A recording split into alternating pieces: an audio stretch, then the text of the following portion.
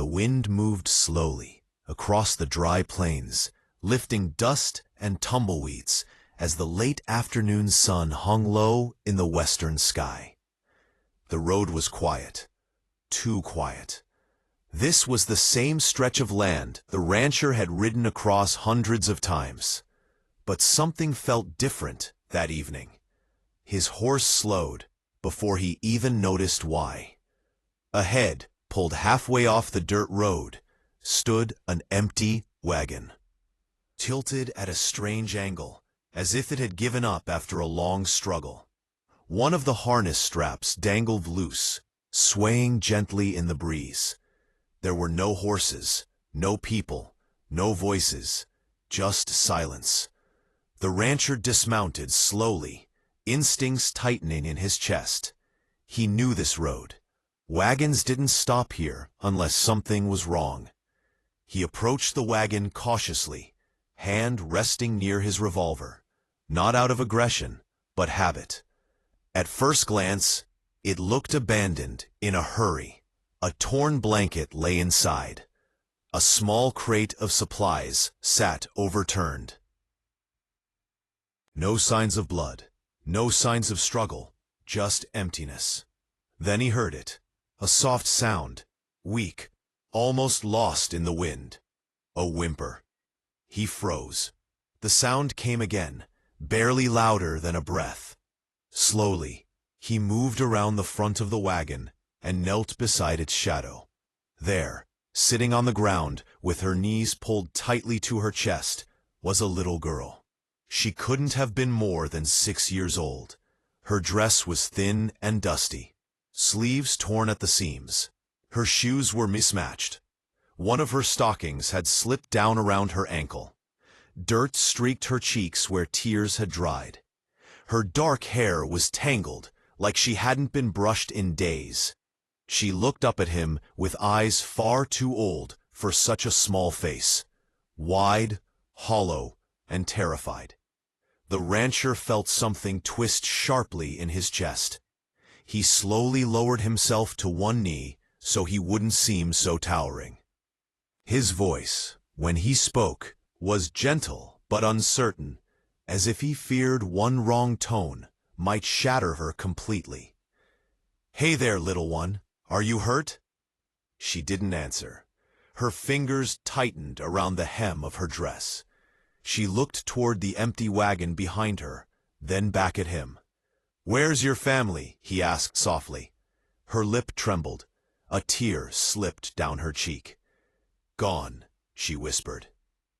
That single word landed heavier than any scream. He glanced at the road. There were no fresh tracks except the broken wheel marks. No sign of another wagon coming back.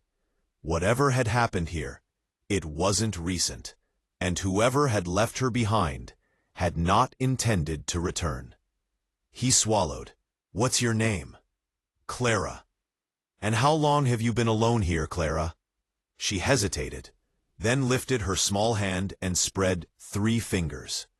3 days, he asked quietly. She nodded. 3 days out on open road. No shelter, no food. Exposed to cold nights and harsh sun. The thought alone made his stomach tighten. He looked back inside the wagon and found only a dry canteen and an empty loaf bag. Whoever had been with her had taken everything else, or lost it. "Clara," he said gently, "where were you going?" She pointed weakly down the road. "Mama said we were going where the grass was green and the people were kind." That answer broke something in him. He had lived alone on his ranch for nearly 8 years. Since the accident. Since the silence moved in and never left. He had grown used to quiet dinners, long nights, and waking to nothing but the sound of his own breathing. He told himself he wanted it that way, that solitude was safer. But standing there now in the dust with a trembling child in front of him, he realized just how heavy loneliness could become. He reached slowly into his saddlebag and pulled out a piece of jerky wrapped in cloth. He held it out in his open palm, careful not to scare her. "Are you hungry?" Her eyes flicked to the food, then to his face. Fear and hope battled in her gaze. Finally, she gave the smallest nod. She reached out with shaking fingers and took it. She ate cautiously at first, like she expected it to be taken away. Then faster, as hunger overtook caution. The rancher turned his head slightly, pretending not to watch her desperation. When she finished, he handed her his canteen. She drank like she hadn't tasted water in a long time. When she handed it back, her hands were steadier. He exhaled slowly. "Clara, I don't see anyone coming back for you." Her face went pale. "Mama said she'd come back." "When?" "She said to hide if strangers came, and to wait." A heavy silence fell between them. He checked the horizon again. Nothing but red sky and endless land. Truth pressed against his ribs, painful and unavoidable. No one was coming. He removed his hat and lowered his head briefly, gathering himself. When he looked at her again, his eyes were softer, but filled with decision. "Clara, do you have anywhere else to go?" She shook her head. "Do you have any family at all?" Another shake. This time, faster. Like she was trying to shake off the thought entirely. The wind picked up, lifting dust around their feet.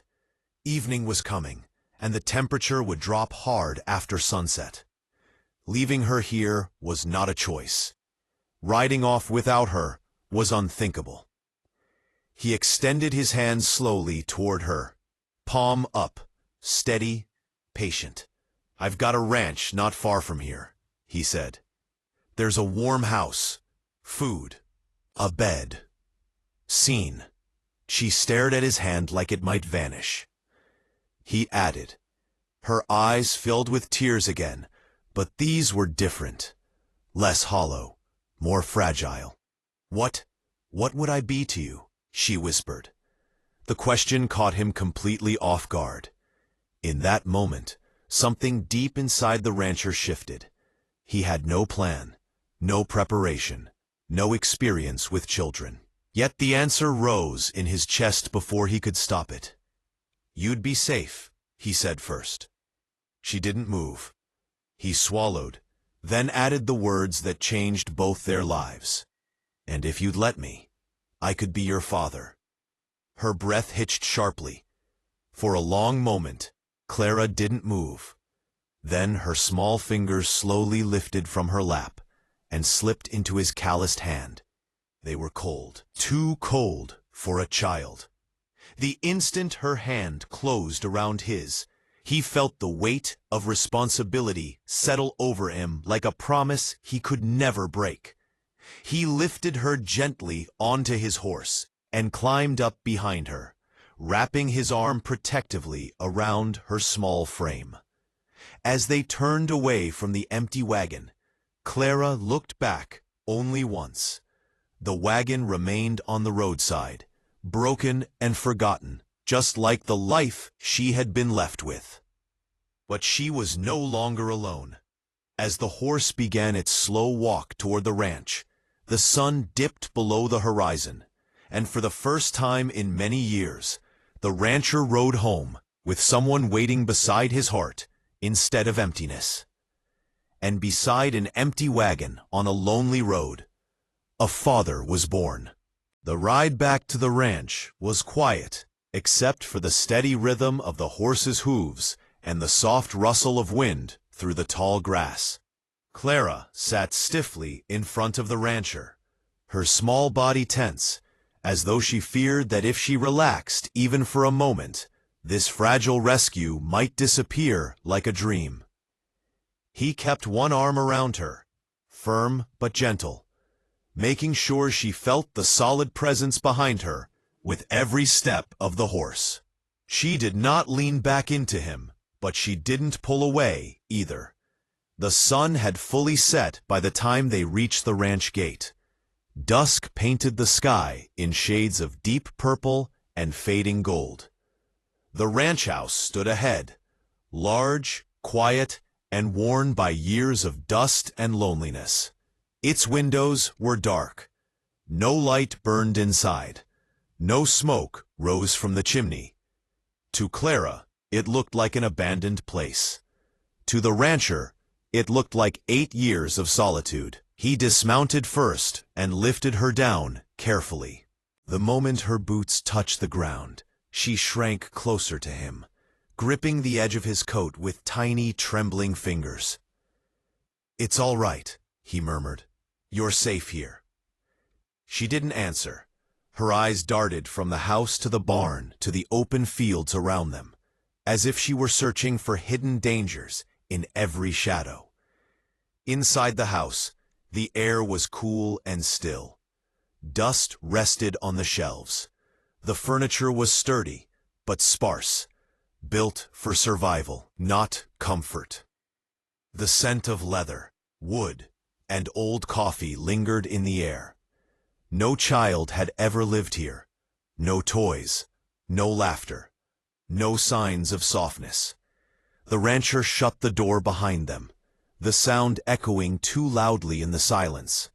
Clara flinched. He immediately regretted it. "I'm sorry," he said quietly. "It's just the wind sometimes, or the door sticks." She nodded, though he could tell she didn't believe him. He guided her into the kitchen. A single lantern hung above the table. He lit it, and the warm glow pushed back the shadows. On the table sat only a tin plate, a cup, and a folded cloth. Evidence of a man who had eaten alone for years. "You can sit there," he said gently, pulling out a chair for her. She climbed up carefully, feet dangling above the floor. He turned to the stove and began to move about, preparing food.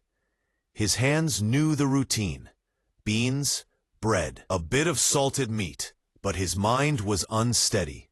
Everything felt different with another presence in the room. Every sound seemed louder. Every movement felt watched. He glanced back once and saw Clara studying him with solemn, uncertain eyes. The food was simple, but to her it might as well have been a feast. When he placed the plate in front of her, her eyes widened. She hesitated, glance flicking up to his face for permission. "It's yours," he said. "You don't have to save it." That was enough. She began to eat, not desperately this time, but with slow, careful bites. Still, he noticed the way she shielded the plate slightly with one arm. An instinct of someone who had learned that food could be taken away at any moment. He ate too, though he tasted very little. Afterward, he showed her the small bedroom at the far end of the hall. It had been used only for storage for years. He had hastily cleared it earlier, pushing aside boxes and dust-covered trunks. The bed was narrow but clean. A quilt lay folded at the foot, stiff from disuse. Clara stood in the doorway, unmoving. "You'll sleep here tonight," he said. "I'll get a fire going to warm the room." Her voice was barely a whisper. "Will you lock the door?" The question struck him unexpectedly. He knelt in front of her so their eyes were level. "Do you want it locked?" She nodded quickly. "All right," he said without hesitation. "I'll lock it from the inside for you." He showed her the small wooden bolt and how it slid into place. When he demonstrated it, her shoulders relaxed just a fraction. That small movement told him everything. After he left her with the lantern burning softly, the rancher returned to the kitchen and let out a long, unsteady breath. His hands shook slightly as he poured water from the canteen. He wasn't afraid of the child. He was afraid of failing her. He slept little that night. Every small sound pulled him from shallow rest. The creak of the house, the wind against the window, a faint movement down the hall. Once, near midnight, he heard quiet sobbing. He rose silently and stood outside her door, frozen with uncertainty. He didn't know whether to enter. He didn't know how close was too close. He pressed his ear to the door and listened. "I won't leave," he whispered, hoping somehow she could hear it through the wood. "You're not alone." The sobbing faded. Morning came slowly. When the sun finally rose, pale light spilled through the kitchen windows. The rancher prepared breakfast and waited. Minutes passed, then more. Finally, he walked slowly down the hall and knocked gently. "Clara?" he called. No answer. Fear shot through him. He slid the bolt open and pushed the door wide. She was curled tight in the center of the bed, fully dressed. Ears wide open, like she had never truly slept. The lantern had burned low, but was still glowing faintly. "You didn't come back for me in the night," she said quietly. His chest tightened. "I said I wouldn't." She studied his face as if searching for a lie. Then, slowly, she nodded. At breakfast, she ate more comfortably than the night before. She even asked for another piece of bread. The sound of her quiet voice in the kitchen felt strangely like sunlight breaking into a long-closed room. Afterward, he showed her the ranch. The barn intimidated her at first. The horses frightened her until she saw how gently he handled them. When he placed her small hand against the warm neck of his oldest mare, Clara's eyes filled with wonder. "She's warm," she whispered. "Yes," he said, "and strong." Clara remained close to him at all times, barely a step behind. If he moved too far ahead, she hurried to catch up. If he paused out of sight, she called his name once, softly, testing if he would answer. He always did. By evening, the pattern had begun to shape itself. Fear still lived in her. Silence still lived in him. But something new shared the space with them now. Trust, small, trembling, and fragile as a flame in the wind. And in a house that had forgotten laughter, the first quiet footsteps of a child echoed again. Time did not heal Clara's fear quickly. It only softened it at the edges. Days passed on the ranch, measured by the rising sun, the chores of the morning, the quiet afternoons, and the long shadows of evening. The routine was steady, but Clara's heart was not. She followed the rancher everywhere, into the barn, to the troughs, along the fence lines, as if the moment she let him out of her sight, he might disappear, just as the others had. He said nothing about it. He let her follow. He learned the sound of her small footsteps behind him, learned to slow his stride without thinking, learned to glance back every so often, just to reassure her she hadn't been left behind. And every time their eyes met, she relaxed just a little. But at night, the fear always returned. More than once, he woke to soft crying again. Sometimes he sat outside her door until the sounds faded. Once, when the storm came heavy and sudden, she burst from her room in terror and ran straight into his arms, without a word.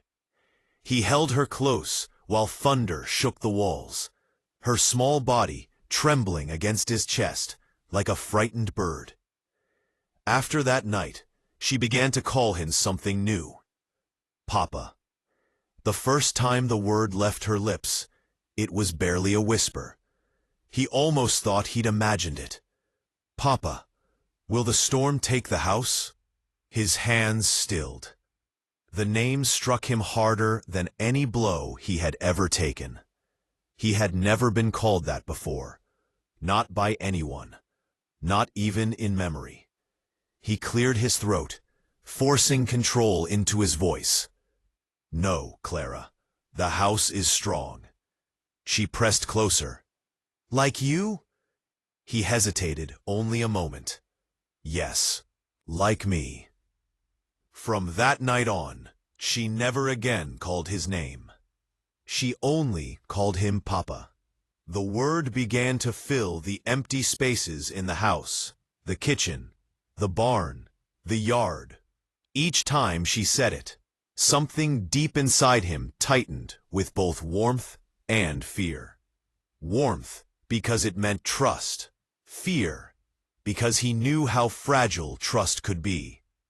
And then the past came riding back into their lives. It started with tracks near the south fence. Fresh wagon tracks.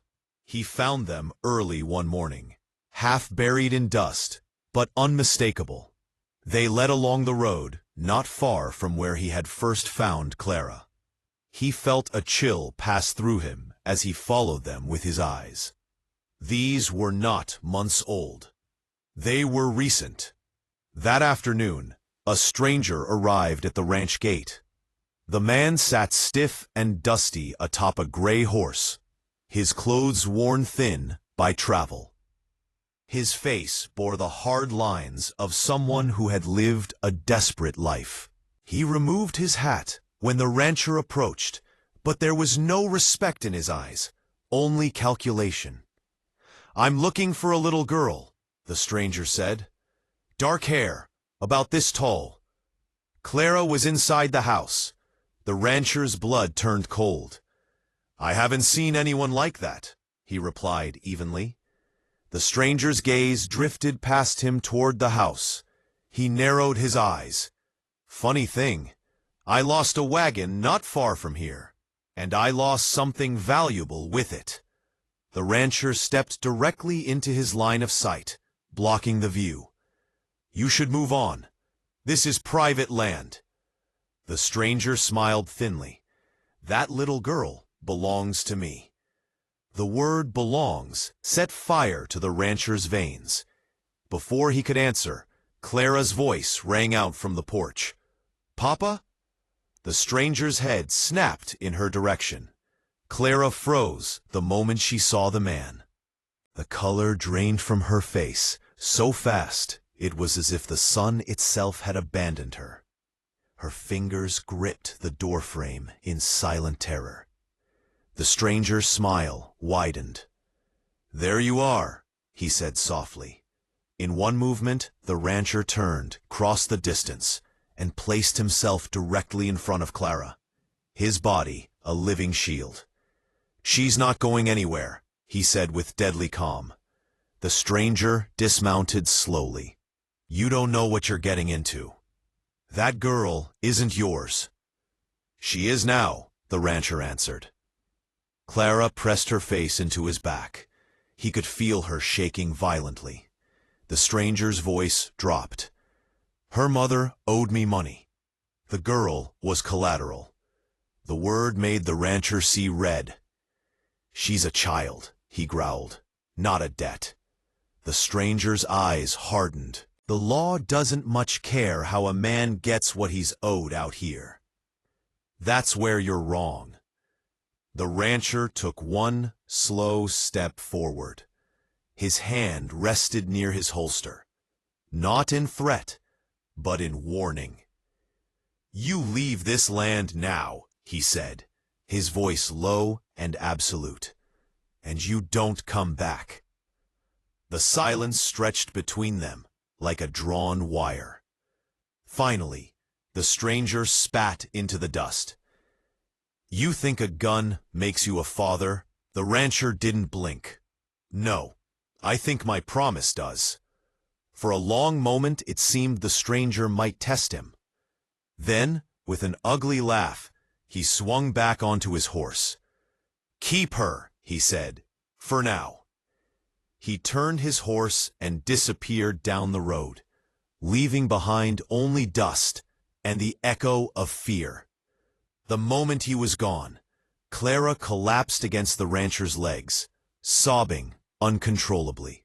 He lifted her into his arms, without hesitation, and carried her inside. She clung to him like she was afraid even the walls might betray her. Her small fists had knotted so tightly into his shirt that he could barely pry them open to settle her on the bed. "He'll take me," she cried. "He said I don't belong to you." The rancher knelt beside her bed, gripping her hands firmly, but gently. "Listen to me, Clara," he said. "You belong exactly where you are." Her tears streamed freely. "But Mama left me." "Mama was scared," he said quietly. "And so were you, but that doesn't mean you don't deserve a home." She stared at him through wet lashes. "You promise?" The word hung between them, heavy with everything he had ever lost and everything he stood to lose now. "I swear it," he said. "I will never let anyone take you from me." That night, Clara refused to sleep in her room. The rancher carried a blanket to the floor beside his bed and lay down beside her until she finally drifted into restless dreams. He lay awake long after. The stranger's words echoed in his thoughts. Collateral, owed, belongs. He knew now that taking Clara had not just changed his life, it had made him a target. The quiet safety he had built on that land was no longer guaranteed. But as he watched the child sleep beside him, her hand tightly clutching his sleeve, even in dreams, he understood something with complete certainty. Whatever came next, law, danger, or violence, he would face it, because he was no longer just a man living alone on a ranch. He was a father protecting his daughter. The stranger did not return alone. 2 days after his first appearance, a sheriff rode up the ranch road with dust curling behind his horse. The sight of the badge glinting in the sun sent a chill through the rancher that no amount of courage could fully warm. Clara saw him from the window. Her face drained of color instantly. "He came back," she whispered. The rancher's jaw tightened. "Stay inside," he said gently. "No matter what you hear." She shook her head fiercely. "Don't let him take me." He knelt in front of her, placing both hands on her small shoulders. "No one is taking you, I promise." She searched his face desperately, then ran to her room and locked the door from the inside. Outside, the stranger stood beside the sheriff's horse, arms crossed, satisfaction written plainly across his face. "That's him," the stranger said. "That's the man who took my property." The rancher stepped forward, rage flickering beneath his calm. "Clara is not property." The sheriff raised one hand. "Easy. I'm here to hear both sides." The stranger quickly spun a story of debt, abandonment, and ownership. He claimed the child had been given to him by her mother as payment. He claimed the rancher had stolen her. The rancher listened in silence, his fists clenched at his sides. When it was his turn, his voice was steady but firm. "I found that child starving beside a broken wagon, alone, no adult in sight, no food, no water. She would have died out there." The sheriff glanced at the stranger. "You leave her there?" The stranger shrugged. "Her mother ran off. Not my fault." The sheriff's eyes narrowed slightly. The rancher continued, "I did not take a girl from anyone. I saved a child who had been abandoned." The sheriff exhaled slowly. "That may be true, but legally, if the man claims guardianship—" "She claims me," the rancher interrupted, "and I claim her." The sheriff hesitated. That isn't how law works." The rancher went still. "What happens now?" he asked. "The girl will need to be brought to town, until a judge decides who she belongs with." The word "belongs" struck like a blow. "No," the rancher said immediately. "You'll traumatize her." The stranger smiled. "Sounds fair to me." The sheriff turned to the house. "Bring the child out." The rancher didn't move. The silence grew thick and dangerous. The sheriff's voice hardened. "Don't make this harder than it has to be." The rancher finally spoke again, quietly but fiercely. "If you take her from here, she will break." The sheriff hesitated. At that moment, the front door creaked open. Clara stood on the porch, shaking from head to toe. Her small hands trembled at her sides. Her eyes were wide with terror as she looked from the stranger to the badge to the man she now called Papa. She took one step forward. The rancher moved instantly, stepping back between her and the others. "Clara," he whispered urgently, "go inside." She shook her head. "They'll take me if I do." The sheriff dismounted slowly, softening his voice. "Little one, you're not in trouble. We just need to take you to town for a bit." Clara's face crumpled. "I don't want town," she sobbed. "I want Papa." The stranger snorted. "She's confused. Kids get attached fast." Attached. The rancher felt something deep inside him harden into steel. He turned to the sheriff. "She chooses," he said. "Let that matter." The sheriff studied Clara carefully. "Do you know this man?" he asked her gently. She nodded frantically. "He saved me. He feeds me. He doesn't lock me in wagons." Her voice broke. "He promised I wouldn't be alone." The stranger's face darkened. "You're filling her head with lies." The sheriff remained silent for a long moment. Finally, he said, "I can't ignore a legal claim, but I can delay." The stranger scowled. "Delay for what?" "For proof," the sheriff replied. "If you claim guardianship, you'll need evidence, documents, witnesses." The stranger hesitated. The sheriff continued, "And if the rancher intends to claim custody, he'll need to prove he can provide for the child." The rancher nodded immediately. "Whatever it takes." The sheriff turned to Clara. "Until then, you stay here, but I'll be watching." The stranger cursed under his breath. "This isn't over." He mounted his horse and rode away with the sheriff beside him, both leaving trails of dust behind them. When they were gone, Clara collapsed into the rancher's arms. "They tried to take me," she cried. He held her tightly. "And they failed." But he knew the danger was far from over. That night, sleep refused to come. The rancher sat at the kitchen table long after Clara had drifted into exhausted dreams. The lantern flickered as he stared into the flame, thinking not like a lonely man, but like a father at war. He needed help. The following morning, he rode into town. He spoke with the school teacher first, a kind woman who had noticed Clara wandering the store weeks ago before her disappearance. She agreed to testify that the child had been neglected.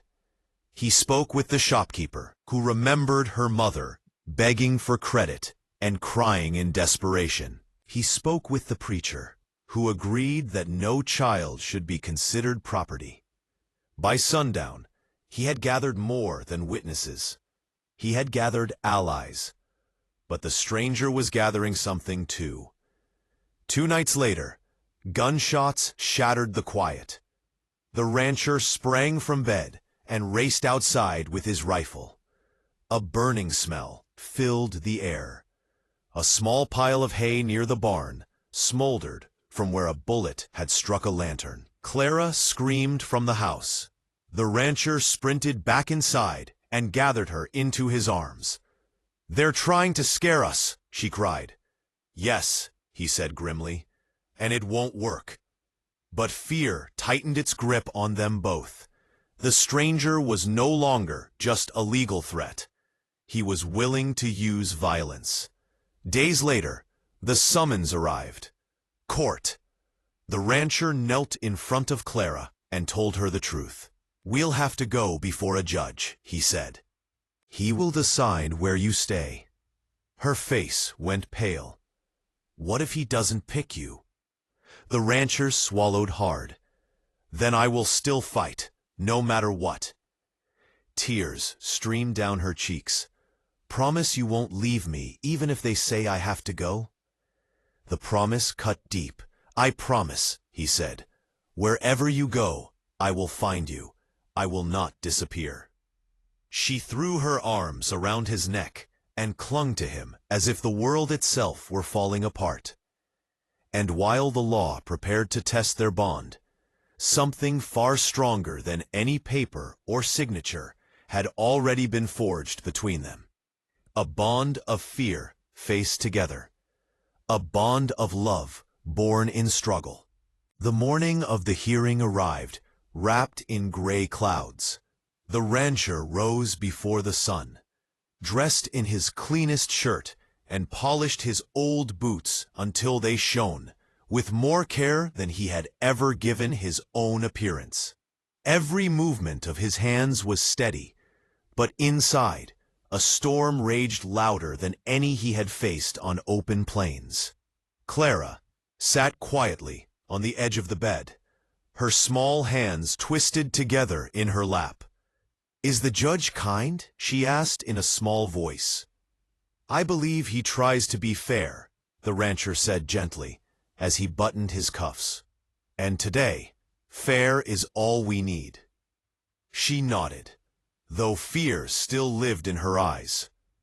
They rode to town together in the wagon. Clara never let go of his hand the entire way.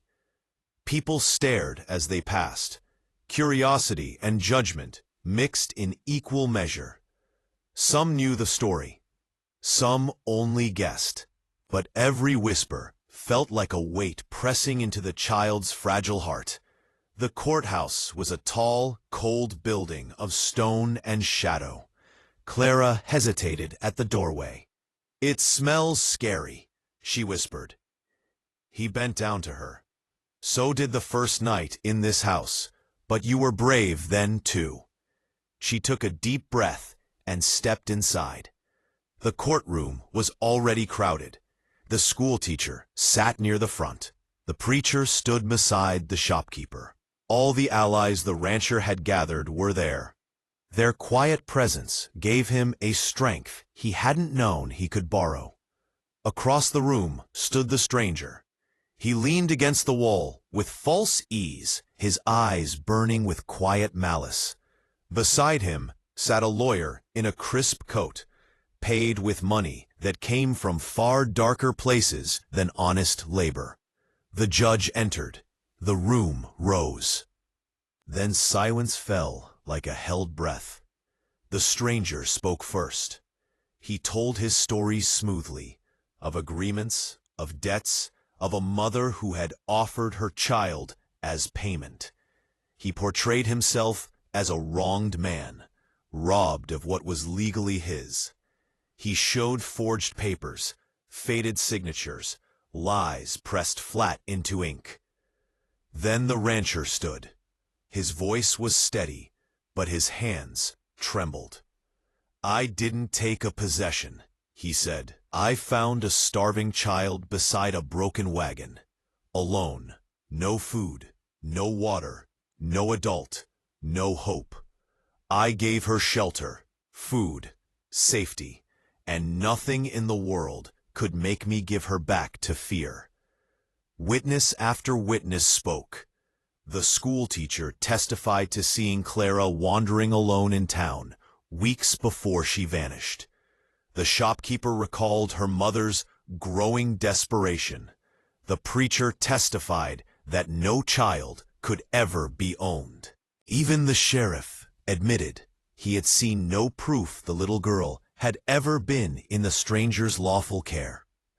Finally, the judge turned his gaze to Clara. She shrank back against the rancher's leg. "Child," the judge said gently, "I need to hear from you." Her lips trembled.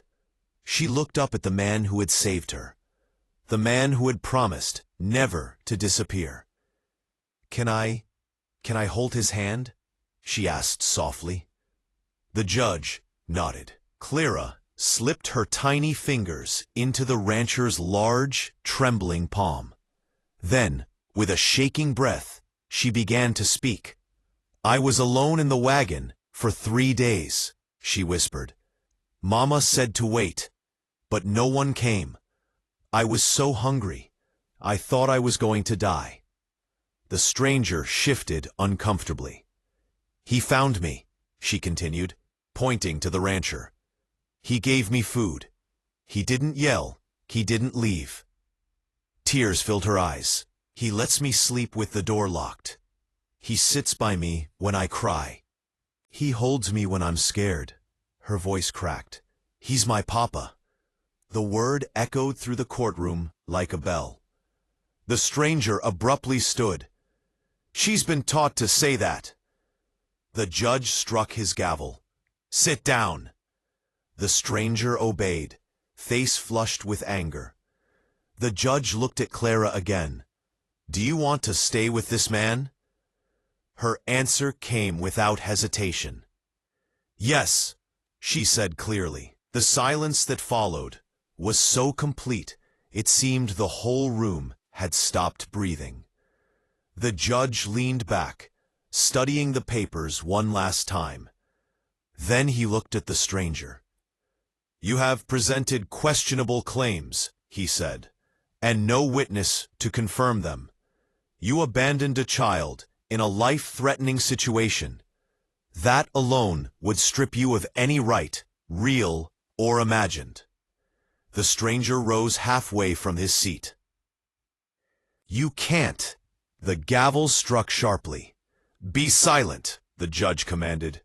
Then he turned to the rancher. "You found a child in danger.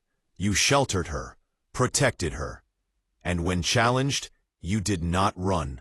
You fought, not with violence, but with every lawful means available to you." The rancher's chest felt too tight for breath. The judge's voice softened. "This court recognizes you as the legal guardian of Clara, effective immediately."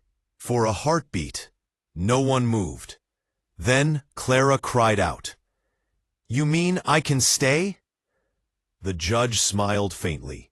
"Yes, child, you may stay with your father."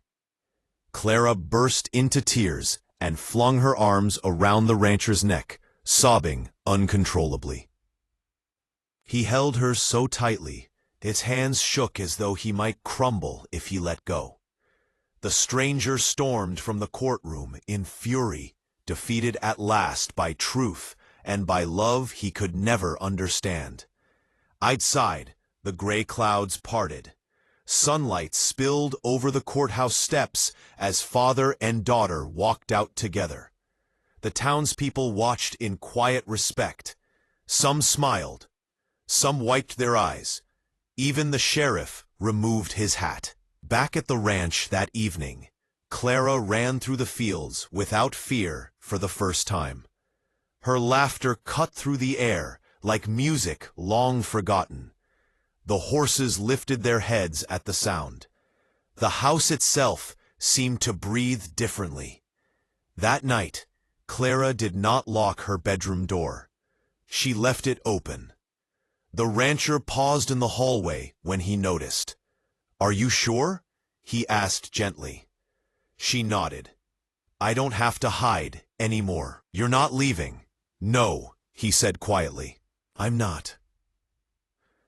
Later, when the fire burned low and stars filled the sky, Clara crawled into his lap on the porch and leaned her head against his chest. "Papa," she said sleepily, "do you think Mama would be happy I stayed with you?" He looked up at the stars, his eyes shining with unshed tears. "I think she'd be grateful you were loved," he said. Clara smiled and drifted into sleep. The lonely ranch on the open plain was lonely no more. And beside an empty wagon where hope once seemed to end, a family had been born. Not from blood, not from bargains, but from a promise kept.